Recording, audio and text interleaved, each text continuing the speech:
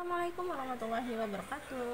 Hari ini kita akan belajar studi kasus gagal ginjal ya, untuk gagal ginjal yang melakukan dialisis. Nah, di sini studi kasusnya seorang pasien pria berusia 65 tahun dengan tinggi badan 165 cm dan berat badannya 160 kg dengan SCR 4 mili per dl, Na-nya 145 ml, kaliumnya 5,5, Ca-nya 1,9, ureumnya 50, Hb-nya 10. Riwayat penyakit sebelumnya hipertensi sejak 10 tahun yang lalu dan diabetes sejak 5 tahun yang lalu. Riwayat penyakit sekarang mual muntah darah, gatal-gatal. Riwayat penyakit keluarga, ayah meninggal karena stroke, ibu meninggal karena komplikasi diabetes. Obat yang sedang digunakan captopril 12,5 mili 2 kali sehari, metformin 50 mili 2 kali sehari. Pemeriksaan vitalnya, tensi darahnya 170/90, suhunya 37, nadinya 85, pernapasannya 20. Nah, di sini ada pertanyaannya. Hitung nilai GFR pasien. Apakah obat yang perlu diberikan kepada pasien? Apakah penyebab kalsiumnya itu 1,9? Terus apakah penyebab Hb-nya 10? Apakah yang terjadi jika ureum 50? Apakah penyebab pasien mual? Apakah penyebab pasien bisa sampai muntah darah? Apakah penyebab pasien gatal-gatal? Pengobatan apa sajakah yang diperlukan pasien? Apakah captopril tetap harus dilanjutkan? Untuk pasien di atas, berikan alasan untuk jawaban saudara. Apakah perbedaan peritoneal dialisis dan hemodialisis? Gambarkan juga mekanisme kerjanya. Oke, kita akan bahas satu persatu ya. Nah, di sini kita akan bahas studi kasus gagal ginjal dialisis. Nah, ini tadi soalnya ya, seorang pasiennya berusia 65 tahun dengan tingginya 165 cm, berat badannya 65 kg dengan SCR-nya 4, Na-nya 145, kaliumnya 5,5, Ca-nya 1,9, ureumnya 50. Riwayat penyakit sebelumnya hipertensi sejak 10 tahun yang lalu, diabetes sejak 5 tahun yang lalu. Riwayat penyakitnya mual muntah darah, gatal. Riwayat penyakit keluarganya, ayah meninggal karena stroke, ibu karena komplikasi diabetes. Obat yang sedang digunakan captopril 12,5 2 kali sehari, metformin 500 2 kali sehari. Nah, di sini kayaknya dia itu captoprilnya agak kurang ya. Nah, kita akan bahas ke bawah. Nah, di sini ada pemeriksaan vitalnya lagi. Tekanan darahnya 170/90, suhunya 37, nadinya 85 dan pernapasannya 22. Pertanyaannya nih, hitung nilai GFR. Nah, di sini kita akan menjawab. Caranya itu dengan mengetahui di dalam soal diketahui usia pasien 65 tahun dengan berat badannya 65 kg, SCR-nya 4. Nah, kita akan mengambil rumus Cockcroft dan Gault. Nah, untuk pria itu dia 140 dikurang umur per tahunnya, terus tutup kurung, dikali berat badan per kilo per 72 dikali SCR-nya. Nah, di sini 40 umurnya 65 tahun dikali sama berat badannya 65 per itu bagi 72 itu udah dari rumusnya ya, dikali SCR. Nah, di sini dari hasil dari ini totalnya 75. Hasil dari ini 75 dikali 65, hasil dari ini per 288 dari 4875 per 288, jadi hasilnya 16,9 ml per menit. Ya, ini ya rumus Cockcroft dan Gault. Selanjutnya kalau rumus MDRD GFR pria. Nah, hasil dari yang ini dari ketentuannya ya, 186,3 dikali serum kreatinin, ada pangkatnya min 1,154 dikali umur, pangkat min 0 0,203. Nah, dari situ tadi serum kreatininnya ini 186,3 dikali 4 mili per dl pangkat 1,154 dikali 65, umurnya tadi 65 pangkat 0, minus 0,203. Nah, hasilnya ini nanti dicari pakai kalkulator aja ya. Hasilnya segini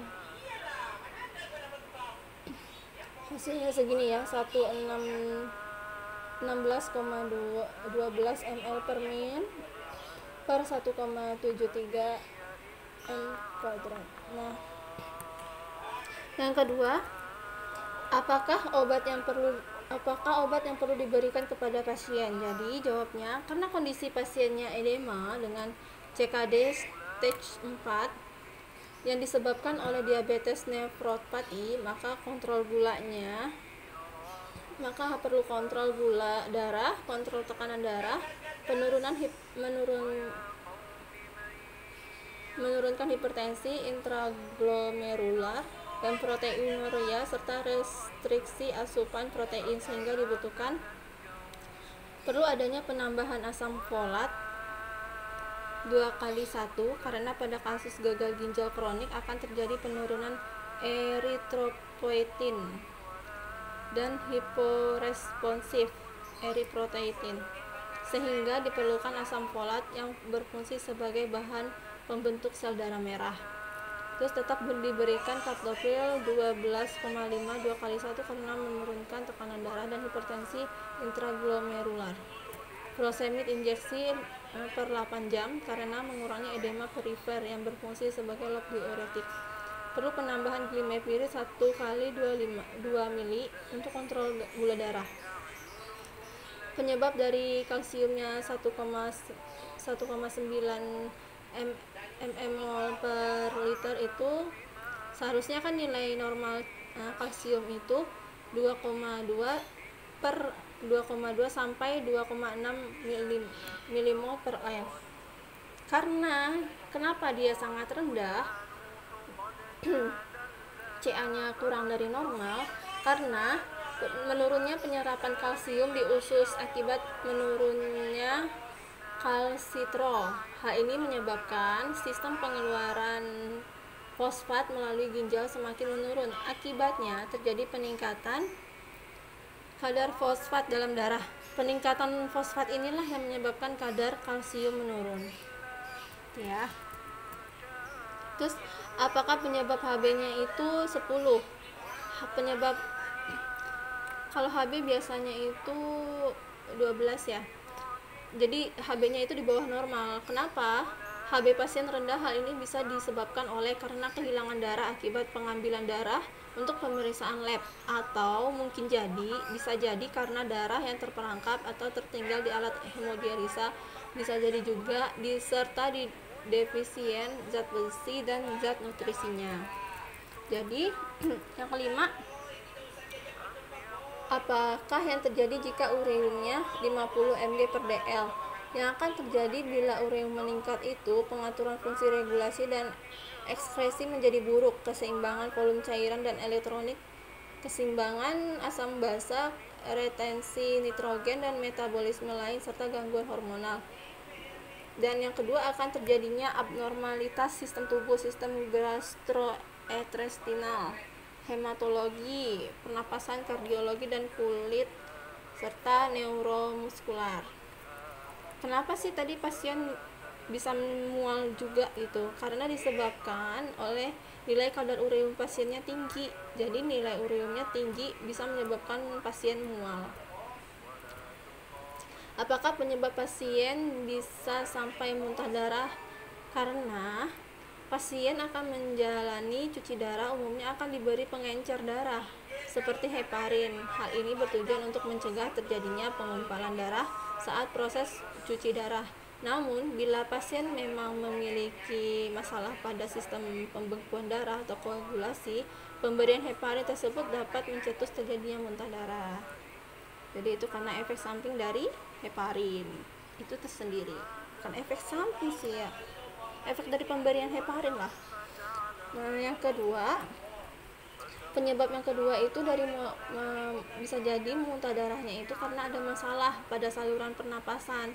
Pasien yang sebelumnya memiliki riwayat peradangan lambung atau adanya luka di dinding lambung tentu resiko lebih tinggi untuk mengalami muntah darah, terutama pada saat cuci darah. Biasanya, kondisi ini dialami oleh mereka yang sebelumnya sering mengkonsumsi obat anti peradangan atau pernah mengalami infeksi H. pylori di lambungnya. Terus yang ketiga itu bisa jadi kemungkinannya penyebab lainnya adalah adanya gangguan fungsi hati. Pada beberapa kondisi, pasien dengan penyakit ginjal kronis juga dapat mengalami gangguan organ hati. Penyakit hati tersebut dapat meningkatkan tekanan di pembuluh darah balik di sekitar kerongkongan hingga akhirnya pembuluh darah tersebut membesar secara abnormal atau varises esofagus, sehingga pembuluh darah yang membesar tersebut dapat pecah dan menimbulkan muntah darah. Terus tadi ada pertanyaannya juga, apakah penyebab pasien gatal-gatal? Nah, penyebab pasien gatal-gatal itu mungkin karena kadar ureumnya tinggi sehingga menjadi penyebab utama pruritus. Terus adanya penumpukan fosfat akibat dari hemodialisis, mungkin karena adanya ketidakkeseimbangan mineral. Soal selanjutnya, pengobatan apa sajakah yang diperlukan pasien? Pengobatan yang diperlukan pasien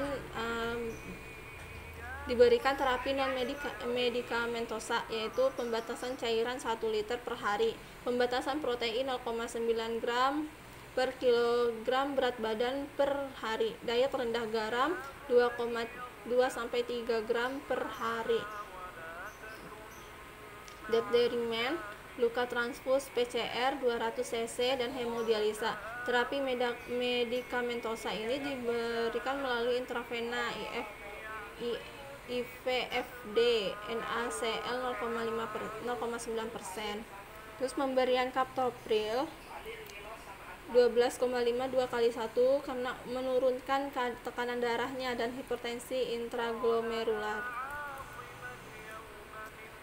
Terus untuk furosemid injeksi per 8 jam karena untuk mengurangi edema perifer yang berfungsi sebagai loop diuretik. Glimepiride 1 kali 2 mili itu kontrol kadar gula darahnya. Apakah kaptopril tetap harus dilanjutkan untuk pasien di atas? Berikan alasan dan jawaban saudara. Pembahasannya adalah pasien ini merupakan pasien yang menderita gagal ginjal yang disebabkan oleh diabetes mellitus serta hipertensi. Pasien gagal ginjal dengan hipertensi dapat dikontrol menggunakan angiotensin converting enzyme atau ACE inhibitor atau juga angiotensin receptor blocker dengan target tekanan darahnya di bawah 130/85 mmHg supaya dapat memperlambat kerusakan ginjal. Terus sehingga pemberian kaptopril 12,5 2x1 tetap dilanjutkan karena untuk menurunkan tekanan darah dan hipertensi intraglomerularnya. Apakah perbedaan peritoneal dialisis dan hemodialisis? Gambarkan juga mekanisme kerjanya. Nah, di sini peritoneal dialisis itu adalah terapi pengganti ginjal. Jadi dia itu terapi pengganti ginjal yang digunakan pada pasien penyakit ginjal kronik tahap akhir stadium 5. Peritoneal dialisis menggunakan membran di dalam rongga perut sehingga sebagai pengganti fungsi ginjal, khususnya dalam membuang racun dalam tubuh dan juga untuk menurunkan keluar kelebihan cairan. Terus dia dapat digunakan secara mandiri juga. Hemodialisis itu dia prosedur yang melibatkan sirkulasi darah melalui filter atau dializer pada mesin dialisis yang fungsinya menyerupai ginjal. Jadi dia tidak dapat dilakukan secara mandiri. Cara kerjanya itu peritoneal dialisis, cairan yang mengandung glukosa atau cairan dialisat dimasukkan ke dalam tubuh melalui suatu selang lunak kecil atau kateter yang ditanam ke dalam rongga perut melalui prosedur operasi. Nah, prosedur pemasangan ini akan dihubungkan dengan transfer set yang mudah disembunyikan di dalam pakaian. Karena adanya perbedaan konsentrasi, cairan dialisat selanjutnya akan menarik racun maupun kelebihan air dari di dalam tubuh pasien. Nah, cairan dialisat ini berada dalam rongga peluru dalam jangka waktu kurang lebih 6 jam. Selanjutnya akan dikeluarkan untuk diganti dengan cairan dialisat yang baru. Jadi setiap hari proses penggantian dialisat itu dilakukan sebanyak 4 kali, sehingga proses dialisat terus terjadi secara berkesinambungan. Hemodialisa itu adalah dializer yang memiliki dua kompartemen cairan yang dikonfigurasi dengan bundel tabung serat kapiler berongga. Jadi darah di kompartemen pertama dipompa sepanjang satu sisi membran semipermeabel, sementara dialisat cairan yang digunakan untuk membersihkan darah itu dipompa sepanjang sisi lain. Dalam kompartemen terpisah dalam arah yang berlawanan. Jadi gradien konsentrasi zat antara darah dan dialisit itu menyebabkan perubahan yang diinginkan dalam komposisi darah, seperti pengurangan produk limbah atau urea, nitrogen, dan kreatinin, koreksi kadar asam, dan ekuilibrium berbagai tingkat mineral. Jadi kelebihan air juga dihapus, darah kemudian keluar ke tubuh. Hemodialisa dapat dilakukan di pusat dialisis atau di rumah. Di pusat hemodialisis biasanya memakan waktu 3-5 jam dan dilakukan 3 kali seminggu. Oke, ringkasan slide-nya. Diabetes dan hipertensi adalah penyebab utama hemodialisis. Baru-baru ini tidak hanya prevalensi hemodialisis yang meningkat, tetapi mortalitas di antara hemodialisis juga meningkat. Salah satu faktor dalam meningkatkan mortalitas adalah komorbiditas. Penyakit jantung merupakan salah satu penyakit penyerta yang selalu ditemukan pada pasien hemodialisis. Di antara pasien hemodialisis, penyakit jantung dapat disebabkan oleh hipertensi, dislipidemia, hiperparatiroidisme. Penyakit jantung antara pasien ini bisa gagal jantung kronis atau penyakit jantung iskemik. Glukosa darah tinggi akan meningkatkan faktor risiko bagi pasien yang memiliki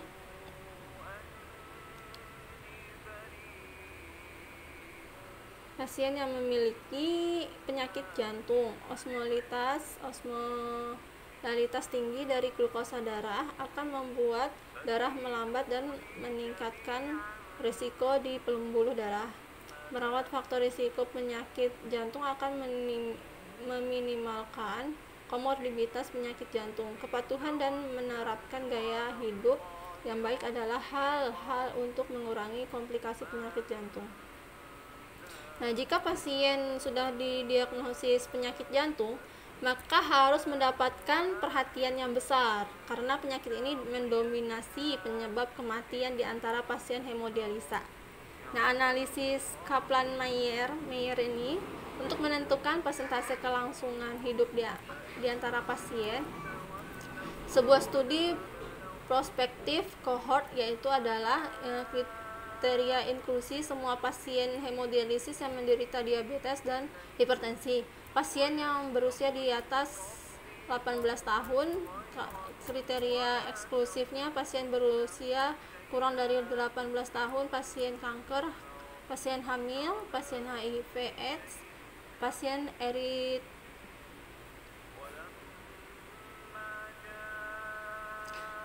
eritema lupus sistemik. Studi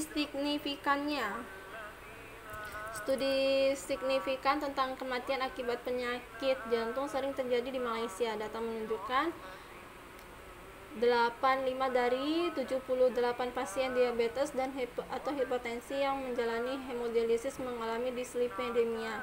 Pemeriksaan lab secara teratur, kontrol penyakit yang baik, dan tindak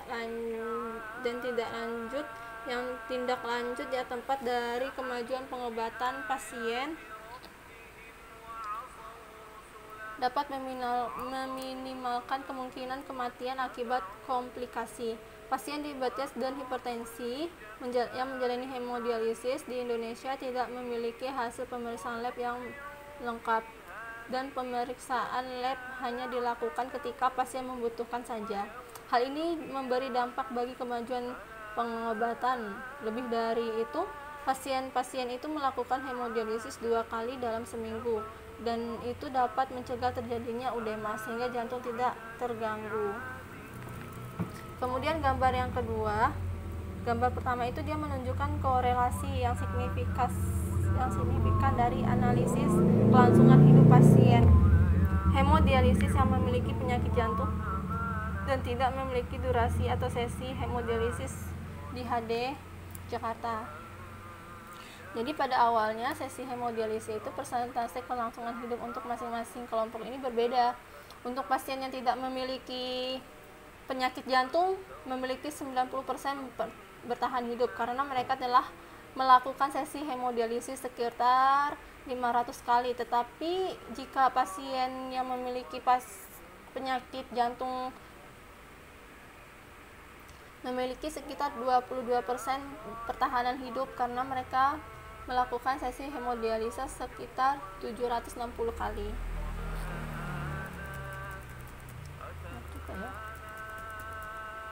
Nah, pasien-pasien ini melakukan hemodialisis 2 kali per minggu selama 4,5 per 5 jam per sesi. Gambar 2 itu dia menunjukkan sekitar 60% kelangsungan hidup ditemukan pada pasien hemodialisis yang memiliki penyakit jantung sejak mereka melakukan sesi hemodialisis sekitar 2.500 kali di Malaysia. Sementara pasien tersebut melakukan hemodialisis 3 kali dalam seminggu selama 5 jam per sesi. Dislipidemia adalah salah satu faktor penyebab penyakit jantung. Hipertensi juga merupakan bagian dari penyakit jantung. Sementara hampir semua pasien hemodialisis yang memiliki penyakit jantung memiliki hipertensi. Hal itu dapat mempengaruhi frekuensi HD dari awal mulai HD. Menurut beberapa literatur, kelainan kolesterol, yaitu kolesterol total, kolesterol LDL, kolesterol HDL dan trigliserid dan gula darah puasa, natrium, kalium dan hemoglobin akan berdampak pada penyakit jantung. Tetapi hanya beberapa literatur yang mendukung. Penyakit jantung adalah faktor risiko utama yang menyebabkan kematian di antara pasien. Pasien hemodialisis status diabetes mellitus diriwayat kejadian kardiovaskuler dan waktu dialisis per sesi dimasukkan.